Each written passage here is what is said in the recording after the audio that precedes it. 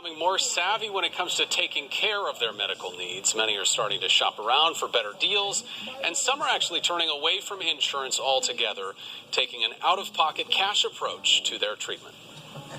Yeah, so we do have insurance, but I feel like that really did not serve me well. It is that dissatisfaction that got shoved to Gurani and others like her searching for a new way to take care of their basic health needs. I was so sick, and I had met so many specialists, and I was tossed around from one specialist to another. And really, there was no end in sight for me. And it's a similar story for Cheryl and Vern Weitzman. We were with a large medical provider, and I wasn't getting the kind of care I felt that I needed and wanted, nor was I getting better. The Weitzmans had a high-deductible insurance plan, and besides not getting the proper treatment, they were spending a fortune on those continued visits. But that's where this trend being seen across the country came in, where discounts are being offered to patients who pay cash instead of going through insurance. I've negotiated the same exact laboratory tests under the same biochemical standards, and it's literally 10% the cost of what's getting billed to insurance.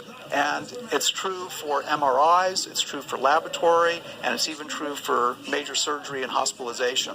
And that's how doctors like Tom Yarema got their start. I'll set up a general practice of medicine that will be cash-based. That way I'm responsible to the patient for diagnosis, for treatment, and treatment that hopefully is curative rather than dependency-based. Actually, he's been doing it for decades now, working outside that system, without insurance, just patient care. Not to say that there aren't costs. If you regularly meet your deductible, for example, the rest of your healthcare needs would be covered under insurance. But if you're just paying cash, then there's no limit to how much you could pay. Very few of us can self-insure for the maximum amount that healthcare can cost. I mean, because you and I could be sitting here and have some unlucky thing that happens, and next thing you know, we've got $100,000, $200,000 worth of hospital bills, and that's relatively unpredictable.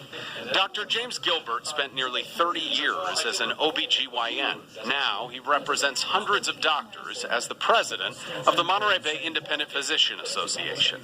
He says cash-only doctors are still a niche market in our area, but he does recognize the system is broken. There's just a whole lot about medicine that's foolish and irrational. And those concerns are still more than enough to turn many patients away.